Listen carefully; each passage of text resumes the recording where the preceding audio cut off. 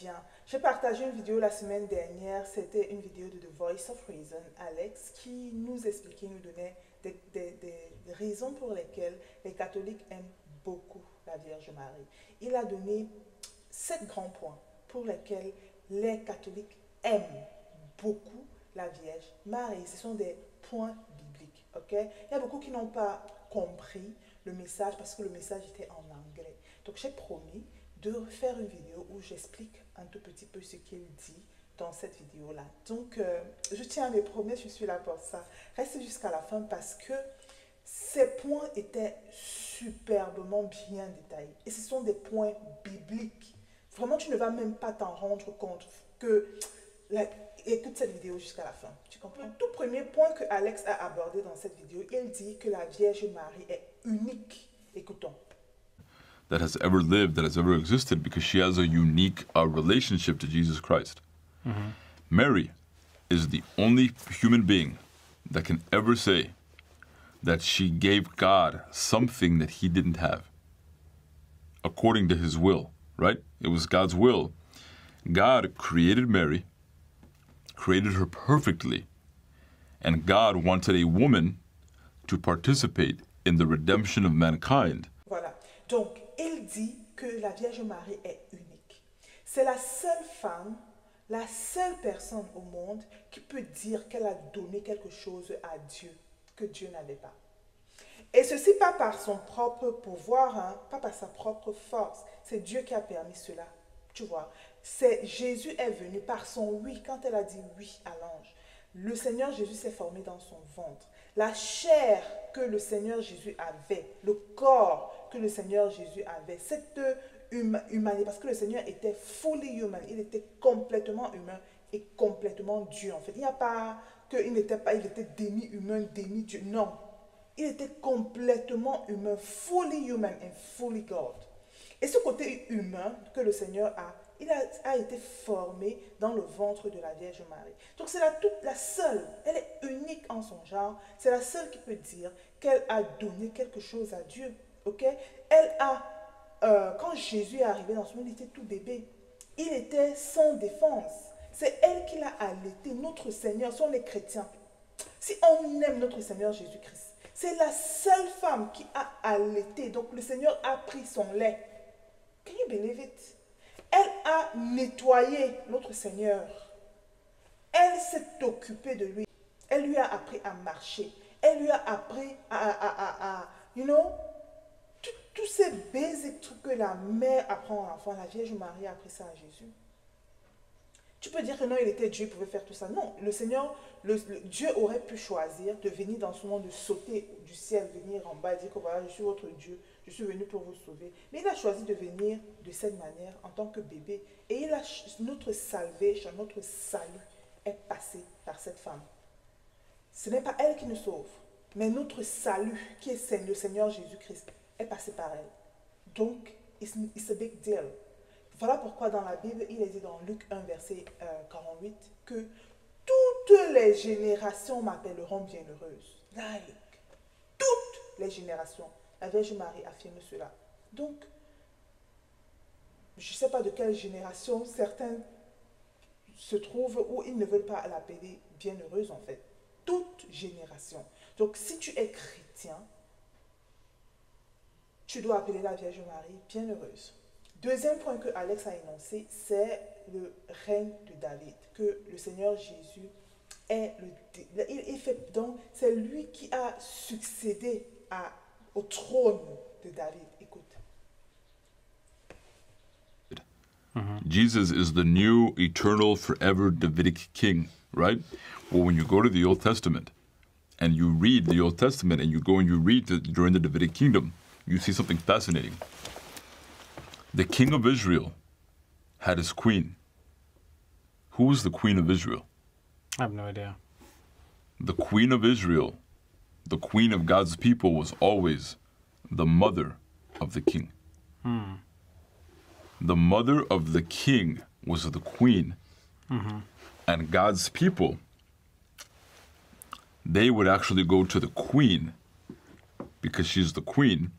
They would go to her and they were able to ask favors of the king through her. So they Donc il dit que c'est lui qui a pris le trône de David. Et à l'époque, dans l'Ancien Testament, le roi, quand on a le roi, par exemple le roi David, le roi Salomon et tout ça là, la reine était la mère du roi. À l'époque des Juifs, en fait, la reine était la mère du roi. C'était pas la femme du roi, c'était la mère du roi. En tout cas, on l'appelait la reine-mère. La reine-mère, tu vois un peu. Donc, parce qu'elle était la reine-mère, la mère du roi, Queen Mother. Donc, c'était la reine-mère, tu vois.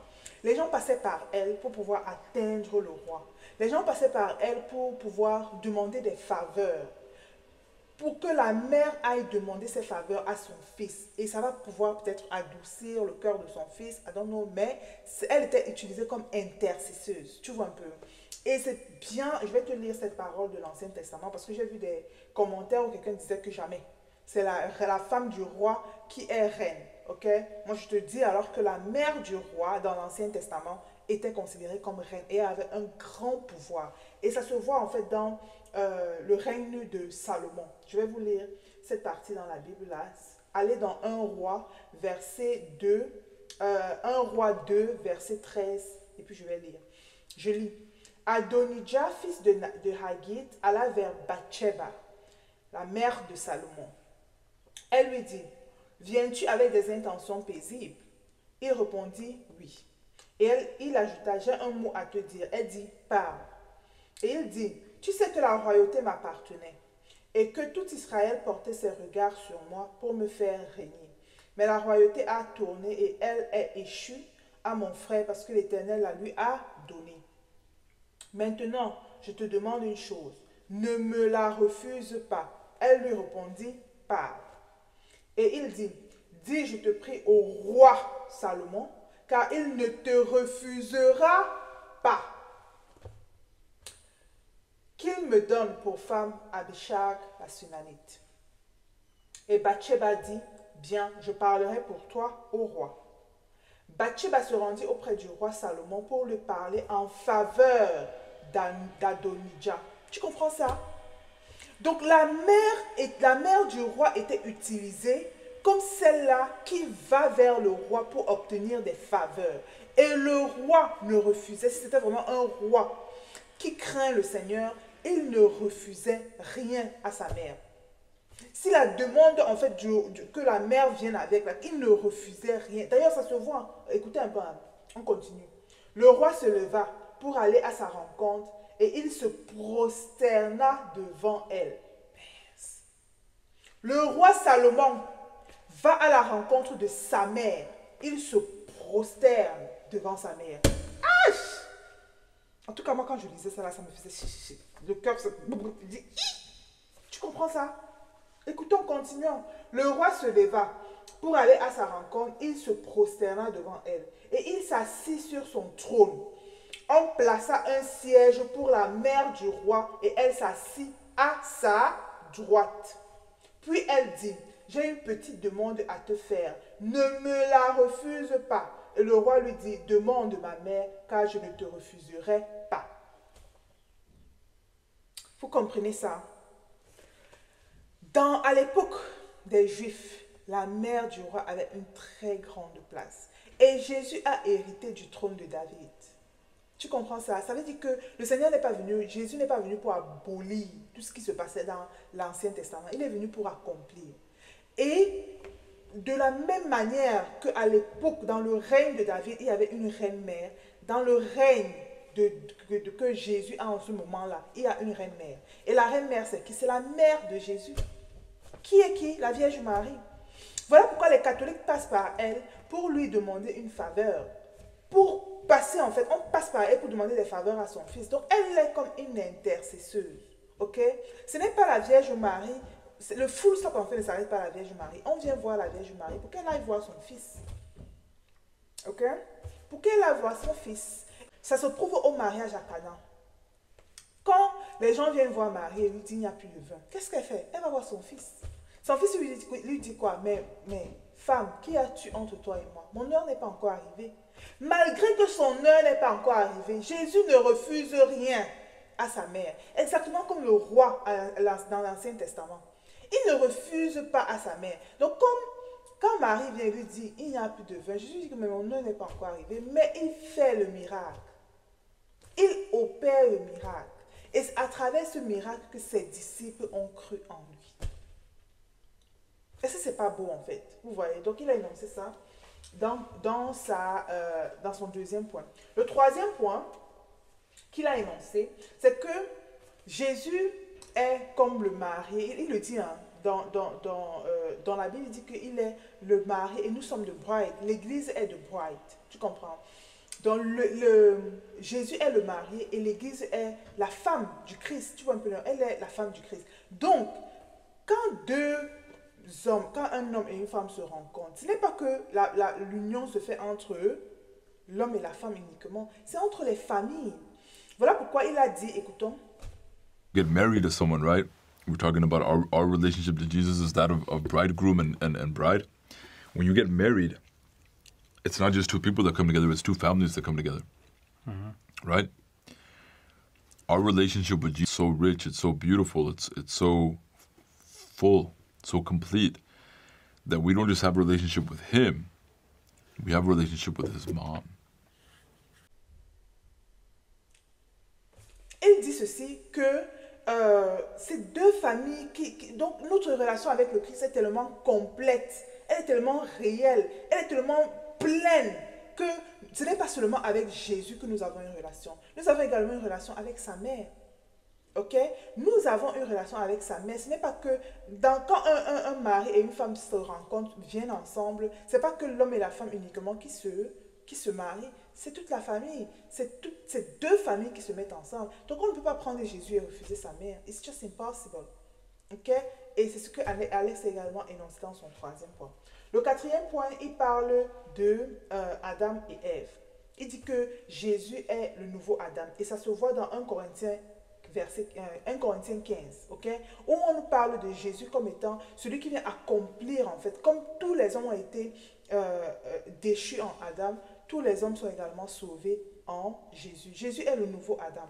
Et il disait ceci, que Adam veut dire quoi? Adam veut dire homme. Écoutons. The word Eve, you know what that means? It means mother of Adam. The word Eve means mother of mankind. That's what it means. Mother of man, mother of all life.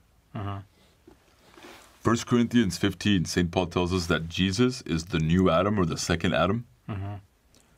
So Jesus is the fulfillment of Adam. He's the second Adam. All of the early Christians, the early church fathers, starting with like Saint Irenaeus of Lyon, they said that Mary is the new Eve. Donc il disait que Adam veut dire homme et Ève veut dire quoi? Ève veut dire la mère d'Adam. Ève veut dire la mère de l'humanité, la mère des hommes, la mère d'Adam. Puisque Adam veut dire homme, Ève c'est la mère des vivants, la mère d'Adam, la mère des hommes. Tu comprends? Et le mot Ève, le nom Ève, lui a été donné après la chute. Quand Jésus a endormi, quand Dieu a endormi Adam, ok, dans la Genèse, va lire la Genèse. Quand il a endormi Adam, il a enlevé la côte d'Adam pour mettre dans Ève. Quand Adam s'est réveillé, quand il voit Ève, il dit quoi? Il dit que celle-ci c'est la chair de ma chair, les os de mes os. On l'appellera femme. Son nom n'était pas Ève. Son nom c'était femme. Ève, c'est le nom qui lui a été donné après la chute, après le péché. Avant le péché, Ève ne s'appelait pas Ève, elle s'appelait femme. Et comment Jésus appelle Marie au mariage à Cana, à la croix? Comment il appelle Marie? Il l'appelle femme. Donc ça veut dire que Jésus identifie sa mère à cette femme qui est sans péché. Parce que Ève, quand Ève a été créée, quand Adam a été créé, ils étaient sans péché. Ils n'avaient pas le péché. Et ils s'appelaient homme et femme. Et Jésus appelle sa mère femme. Parce que Jésus identifie sa mère à la femme qui est sans péché. Beaucoup de gens disent que non, Jésus appelle sa mère femme parce qu'il manque de respect à sa mère, il ne considère pas sa mère. Vous entendez même souvent parler. C'est Dieu qui nous donne le commandement, le quatrième commandement, d'honorer son père et sa mère. Lui-même aussi va aller manquer de respect à sa mère, comment? Si Dieu nous donne que Jésus est venu pour désobéir les commandements de son père, non, il est venu pour accomplir. Il n'est pas venu pour dire qu'il va déshonorer un commandement. Il honore sa mère. Donc le mot femme ne veut pas dire que c'est un mot qui est péjoratif en fait. Au contraire, Jésus identifie à sa mère, à cette femme-là qui est sans péché. Parce que femme, c'est le mot, c'est le nom que Adam a donné à Ève quand elle n'avait pas de péché. Elle était clean. Et c'est comme ça que Marie s'appelle également. Et dans Genèse 3, verset 15, il est dit que le Seigneur disait, je vais mettre une iniquité entre toi et la femme. Ça veut dire quoi? Cette femme-là que le Seigneur prophétisait en fait dans Genèse, c'est Marie. Le Seigneur disait que le diable ne pourra pas toucher la femme. Et une iniquité, ça veut dire qu'une séparation entre la femme et le diable. Donc le diable a tout fait pour que Marie tombe dans le péché. Elle n'est pas tombée dans le péché. Et d'ailleurs dans Révélation 12, la Bible nous parle encore de la Vierge Marie. Okay? La Bible nous dit ceci. Je vais vous lire le dernier passage de Révélation de Apocalypse, ok? Parce que Révélation, c'est Apocalypse. Dans Apocalypse 12, on dit que le diable a tout fait pour toucher la femme. Il n'a pas pu. Il a tout fait pour faire tomber la femme. Il n'a pas pu. Et qu'est-ce qu'il a fait? Il s'en est pris à la descendance de la femme.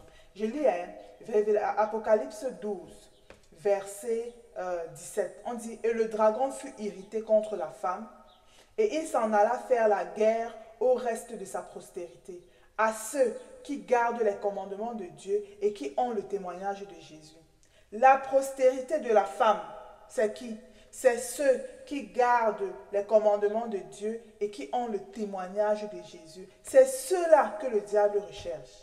Parce qu'il n'a pas pu toucher la femme. Qui est la femme? C'est la Vierge Marie. La femme, c'est la Vierge Marie. Je ne sais pas comment les gens identifient la femme à quelqu'un d'autre ici. Ici, on nous dit au verset 1, dans Apocalypse 12, verset 1, que un grand signe parut dans le ciel. Une femme enveloppée du soleil, la lune sous ses pieds et une couronne de 12 étoiles sur sa tête. Elle était enceinte et elle criait, étant en travail et dans les douleurs de l'enfantement. Et on dit dans le verset 5, elle enfanta un fils qui doit paître toutes les nations avec une verge de fer, et son enfant fut enlevé vers Dieu et vers son trône. Mais attends, qui est cette femme qui a mis au monde un fils, qui règne en fait sur le trône? Qui est cette femme? C'est la Vierge Marie. Et le dragon a tout fait pour toucher cette femme. Il n'a pas pu. Maintenant, on nous dit au verset 17 que, vu que le dragon a tout fait pour toucher la femme, il n'a pas pu. Il s'en prend à qui? À la postérité de la femme. Marie est sans péché. She is without sin. Elle est sans péché. Ok?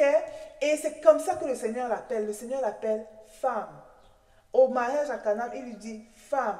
À la croix, il lui dit femme.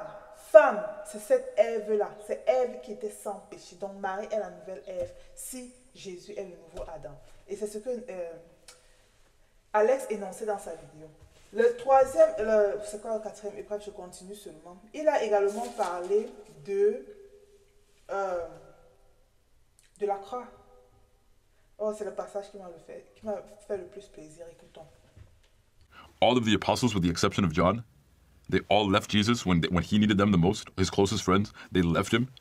They ran away out of fear. They didn't want to be with their Lord, their God, because they were afraid. Those are the guys that we have to follow after the fact. The only apostle that stayed. The only apostle that stayed and was with Jesus as he went through his passion. He was the one that Jesus gave his mother to. Jesus gave his mom to the one guy that stayed. I want to be that guy that stays with him. That never leaves. Il dit ceci, il dit que vraiment, quand tu regardes parmi les disciples, n'est-ce pas, Pierre, c'est celui qui a renié Jésus 3 fois. Paul, que nous suivons aujourd'hui là, Paul, lui là, il tuait les chrétiens avant. Paul était un meurtrier avant. Thomas, c'est lui qui a régné la résurrection, mais là, que jamais, tant qu'il ne voit pas de ses propres yeux, il refuse que la résurrection, que Jésus est ressuscité des morts. Mais c'est ceux-là qui sont nos patrons de l'Église, c'est ceux-là que le Seigneur a laissés à charge. Vous comprenez? Mais la seule personne parmi les apôtres qui est restée avec Jésus pendant sa passion, le seul apôtre qui est resté avec Jésus pendant sa passion, c'est qui? C'est Jean. C'est l'apôtre préféré, comme nous dit la Bible là. L'apôtre préféré de Jésus. Et quand l'apôtre préféré de Jésus, là, quand on lit le livre de Jean, c'est Alex qui parlait, hein, nous devons mettre notre nom. Quand Jésus dit à Jean, il dit à Marie, voici ton fils. Il dit à Jean, voici ta mère. C'est en fait à nous qu'il parle. Il dit, Cathy, voici ta mère. Il dit à Marie, femme, voici ta fille. Tu comprends? Donc nous prenons, et à partir de ce jour-là, nous dit la Bible, Jean a pris Marie chez lui. Vous comprenez? Et vraiment, et Alex disait ceci, que le Seigneur Jésus a donné sa mère à l'apôtre qui est resté. Il donne sa mère to the one who stayed. Les amis, si tu es catholique, c'est une grâce. Oh, c'est une grâce, je vous assure. Je ne dis pas que les autres ne sont pas chrétiens, mais avoir la mère de notre Sauveur comme maman, c'est une grâce. C'est une grâce, oui. De pouvoir recourir à elle pour qu'elle puisse aller parler à son fils pour nous, pour son intercession. De pouvoir la voir comme maman. Il a donné sa mère à la personne qui est restée. Et voilà pourquoi, à un moment donné, il s'est mis à pleurer en disant qu'il y a un célèbre évêque qui disait ceci, qu'il aimerait que quand il arrive au ciel, Jésus le regarde comme ça et dit que waouh, ma mère parlait tellement de toi. Ma mère parlait tellement de toi. Imagine que moi là, j'arrive au ciel. En tout cas, de toute façon, je dérange la Vierge Marie avec mes neveux dans Marie qui défait les nœuds. Je suis quand même déjà fatiguée de moi. Mais quel bonheur en fait d'arriver au ciel et Jésus te dit, ah, toi la fille, si tu as dérangé ma mère, elle parlait tout le temps de toi. Chaque jour, elle vient me voir que ma fille a besoin de ça. Chaque jour, ma fille a besoin. Quelle grâce! Quelle grâce!